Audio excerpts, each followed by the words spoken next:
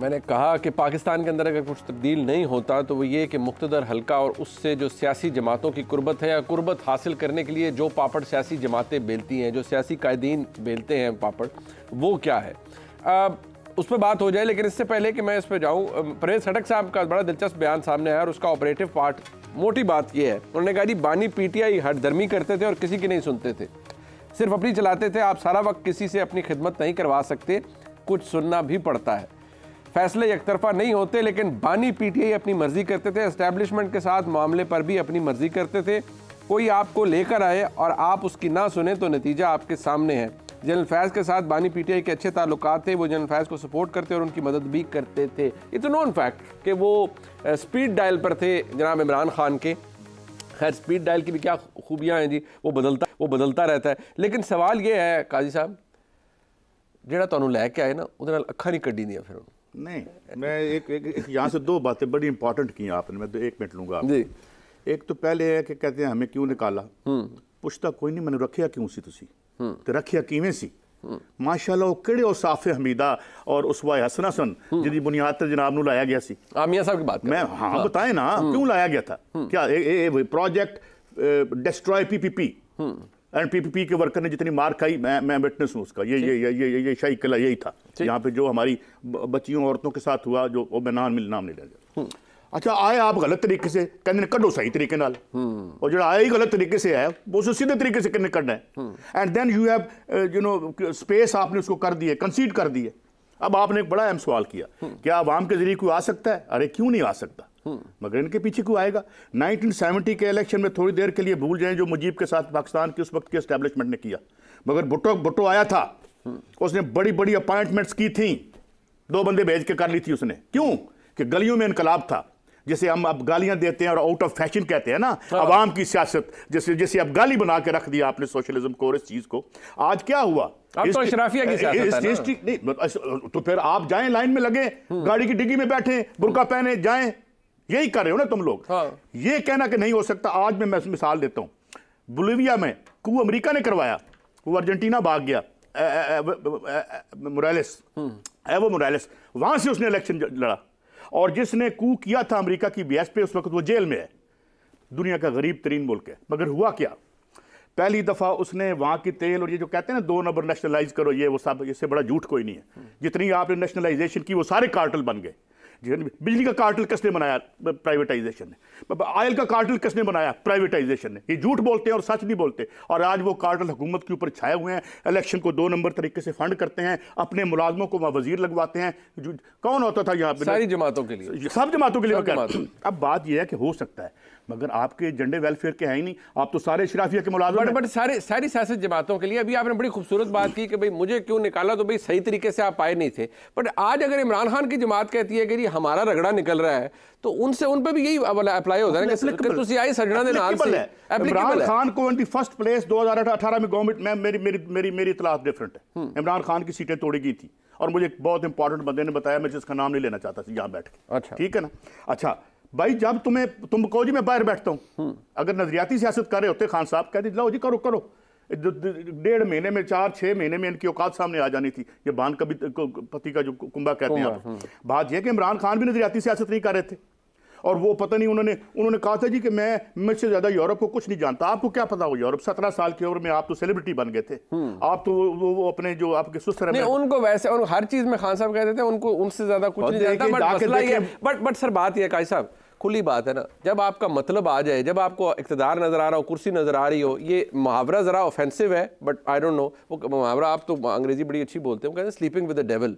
जदू तुहानू मौज आई होवे तो फिर आप अपने सारे नजरियात को त्याग दें और कहें कि नहीं मैंने सियासत करनी है, मैंने इक़्तिदार हासिल करना है, पावर पॉलिटिक्स यही है। एक फिक्र बता, आज जो हो रहा है, जो अदालतों के बाहर जो पॉलिटिकल वर्कर्स के साथ हो रहा है, बात ये कैसे कैसे इलेक्शन होने जा रहे हैं सर। बात ये है राना साहब, जो आपने बात फरमाई, मैं इसको जरा आगे लेके चलता हूँ। रऊफ क्लास साहब, इशू यहाँ ये है कि जैसे 2018 में राना साहब भी यही हैं माशाल्लाह, आप भी यहीं पर हैं, आप सबको पता है, मुझसे ज़्यादा पता है कि ये सबको पता था कि क्या होने जा रहा है। महीना 1.5-2 पहले ही पता लग गया था ना कि क्या होने जा रहा है 2018 में। इसी तरह काजी साहब का आर्गुमेंट ये है कि भाई एक प्लेयर के हाथ बांध दिए, हाथ पांव बांध के उसे फेंक दिया और दूसरे को कहा चले मेरी दौड़े, तो जो बांध के पड़ा हुआ है किसी जगह उसको तो कुछ नहीं होगा, वो तो नहीं रेस जीत पाएगा या रेस में कंपीट भी नहीं कर पाएगा, और जो दौड़ रहा है वो इवेंचुअली जीत जाएगा। यही शायद 2018 में हुआ, इसकी इंटेंसिटी शायद कम हो लेकिन आज बहुत ज्यादा है। बिल्कुल ठीक कह रहे हैं, मेरा ख्याल है ये जो आपने अभी बात की है ये टिट फॉर टैट चल रहा है। और जो अभी इन राना साहब ने भी ये तफसील कुछ बताई है, कोई फर्दर कोई मैं इसको लेकर चलता हूँ। आज मैंने एक उसमें दुनिया अखबार में मेरा कॉलम था, अच्छा तो नहीं लगता पता अपनी बात का मैंने पढ़ा करे और अपने आप को वो ज़्यादा वसियाना बनाने की कोशिश करे, लेकिन क्योंकि रेफरेंस और ये सारा टॉपिक वही है, तो मैंने ये बात की थी कि खान साहब और उनकी पार्टी अभी आपने सुनाया भी सही, आज उन्हें अदलिया बड़ी प्यारी लगना शुरू हो गई कि अदलिया के इलेक्शन करवाएं। अभी पिछले जो इलेक्शन जो थे 2013 में अदलिया ने करवाए थे, आपने तो चीफ जस्टिस इफ्तिखार चौधरी साहब पे चढ़ाई की थी, आपने कहा था वो तो आरोज को जाकर खिताब कर रहे थे, आरोज को मैनूवर कर रहे थे, मैनेज कर रहे थे और धांधली की गई थी। तो जो जब आपको फिर उसके बाद 2000 अगर उसमें 18 वाले देखें तो डायरेक्टली उसमें आर्मी की तरह उसमें हो रहे थे, इलेक्शन हो रहे थे, ठीक है, उस वक्त भी चीफ जस्टिस साहब बैठे हुए थे, निसारी उसमें भी जज साहब बैठे थे, इलेक्शन कमिश्नर जो अगर आपको मेरे सरदार रजा साहब थे, अगर मैं नाम सही याद करूं, तो उस वक्त तो सारे लोग आपके बैठे हुए थे, जनरल बाजवा साहब भी बैठे थे, जनरल फैज साहब भी बैठे थे, तो आपने इतराज नहीं किया। सो जब ये चीजें एस्टेब्लिश हो चुकी हैं, मानी जा चुकी हैं कि जिस उम्मीदवार को सामने लाना है, तो फिर उसके बाद उन्हें अपनी मर्जी का रिजल्ट लेने हैं। मतलब फौज ने भी इलेक्शन करा के देखे हैं, उन पे भी मुतनाज़ा रहे हैं, अदलिया ने भी करा के देखे हैं, वो भी मुतनाज़ा रहे हैं, आपने फिर उसके बाद इसके ब्यूरोक्रेसी ने कराए, वो भी नहीं माने। आप किसी चीज़ को तो मानते नहीं, मैं सबकी बात कर रहा हूँ, ये नहीं कि खान साहब अकेले थे जिन्होंने नहीं माने, जरदारी साहब ने नहीं माने, नवाज शरीफ साहब ने 2018 के इलेक्शन का रिजल्ट नहीं माने, 2002 वाले नहीं माने थे, डायरेक्टली फौज उस वक्त इनको मैनेज कर रही थी, एजेंसीज कर रही थी। सो जब ये तय हो चुका है कि हमारा सियासतदान सिर्फ उन्हीं इलेक्शन को ये फ्री फेयर समझते हैं जिसमें वो वजीर आजम बनने को मुखालिफ बन जाए तो वो फिर धांधली है, तो फिर आप मैं यहाँ पे उसका राना साहब या काजी साहब फिर क्या कर सकते हैं? एक ही हल है, जो मैंने मजाक में आने लाइटर टोन मैंने आज सजेस्ट किया था कॉलम में, एक ही हल है इस पूरे इस दंगल को, लकी रानी सर्कस खत्म करने को, वो ये है कि 3 वजीर आजम बना दें, इनको तीनों को दफ्तर दे दें, वजीर आजम हाउस में सारा दिन दरबार और दरबारी और खुशामदी बैठे हैं, इनको बादशाह, उसके बाद इनकी आके उसमें उस कलमे पढ़ें, तो इनकी आके वहाँ पे इनको एक मुकाबला होना चाहिए खुशामद का, लतीफ़ों का, जुगतबाजी का, ये तीनों खुश रहेंगे, अपना अपना दरबार लगाएं तो इस मुल्क में सुकून हो सकता है। इन तीनों को बना दें जनाब, हमें कोई फर्क नहीं पड़ता, खर्चे पहले भी हो रहे हैं, एक और खर्चा और सही, एक गुनाह और सही वाला हिसाब है। इन्होंने 8 फरवरी के बाद में नहीं माना, उन्होंने उस वक्त जुलाई के बाद उन्होंने नहीं माना था, पीछे चले जाए तो फरवरी के बाद उन्होंने नहीं माना था। सो कोई इस मुल्क में इलेक्शन को मानने को तैयार नहीं। अच्छा, एक साइड पे तो ये है, दूसरी साइड देखें, इन तीनों इदारों से मैं पूछना चाहता हूँ, आपके हिस्से में क्या इतनी बदनामी आपने ली, इतने बदनाम हुए, खुद को डिफेम किया, अपने इदारे को किया, अपने आपने सर्विसेज को किया, अपने कैडर को किया, क्या मिला आप लोगों को? मतलब मुझे नहीं समझ आ रही। आप लोग रजिस्ट नहीं कर सकते, ये मुल्क आपका नहीं था, आपने जरदारी साहब या उसमें इमरान खान साहब, नवाज शरीफ साहब, फलाने साहब, उस वक्त गिलानी साहब, फलां को खुश करने के लिए आपने उनके लिए सारे काम करने थे। आपके हिस्से में क्या बदनामी है? आज हालत ये हो चुकी है, 3 बिगेस्ट पिलर है ना, एस्टेब्लिशमेंट है आपकी, उसके बाद ये होगी ब्यूरोक्रेसी, होगी अदलिया, मतलब तीनों डिफेम हो चुके हैं, तीनों पे कोई बंदा एतबार नहीं करता। सो इससे पहले कि सियासतदानों की तरफ हम जाएं, जरा इन लोगों से पूछना चाहिए कि आपने अपनी क्रेडिबिलिटी सेव करने के लिए क्या किया? लेकिन आपने लोगों को एक इनको लहू डाल दिया सर, इसमें लास्टली आपने इनको मुंह को लहू लगा दिया है, इन तीनों ने, इनको सियासतदानों को, कि जनाब कि आप जो है ना, आप हमारे पे दबाव डालें, हमें गालियां दें, हमें यहाँ पे घसीटें, हमें डिफेम करें, हम आपको उसके बाद पावर में लेके आएंगे, जितवाएंगे। तो सबसे बड़ा गुनाहगार अगर मुझसे पूछे ना, मैं इमरान खान साहब को समझता हूँ, ना मैं जरदारी साहब को, ना नवाज शरीफ साहब को, तो ना किसी और को। मैं इन तीनों को, जो हमारे मेन पिलर्स हैं, ये जो अगर जिनके हाथ में पावर है, एग्जीक्यूटिव पावर्स है, इन लोगों ने उनके मुंह को लहू लगाया है कि आप आएं, हमारे साथ हैं, हम आपको फैसिलिटेट करते हैं, आपके सहूलतकार बनते हैं, आपकी मर्जी का रिजल्ट लेकर देंगे, और बदले में आपने हमारे साथ मिलकर खेलना है। किसी को एक्सटेंशन चाहिए तो किसी ने चीफ बनना है, तो किसी ने कोई 2028 तक वजीर आज़म। ये बड़ी तल्ख हकीकत है। ब्लेम लाइज एट दीज 3, ये इन तीनों को।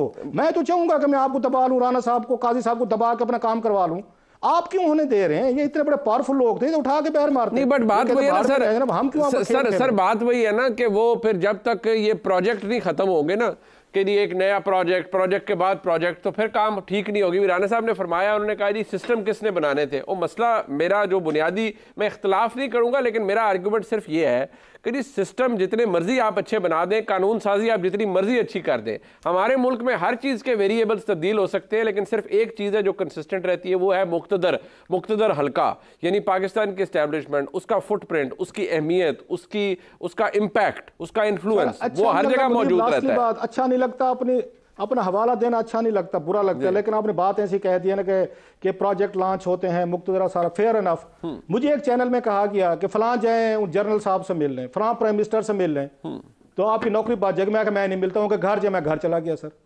इतनी देर लगती है आपको, ना करनी है ना, फिर ना करें। हमारे ये जो मुक्तदरा अगर इनको बनाना चाहती है इनके जरिए, तो मत बने, मतलब ना कर देना छोटी सी। सर ना नहीं कर देना, यही तो मसला है ना सर मसला ये है ना नहीं करते सर। मैं उसी पे आ रहा हूँ, फिर जब ना नहीं करनी, नवाज शरीफ साहब ने भी नहीं करनी, खान साहब ने भी नहीं करनी, जरदारी साहब ने नहीं करनी, फिर कहां से हमारे। अच्छा चले इस पे खुली बात कर लेना, इस पे खुली बात सिर्फ ये कर लेते हैं कि पाकिस्तान में डील के बगैर क्या सियासतदान या कोई सियासी जमात इक़्तिदार में आ सकती है, ये नहीं, ये तल्ख बात है, but let's spill the beans, जरा इस पे खुली बात करें।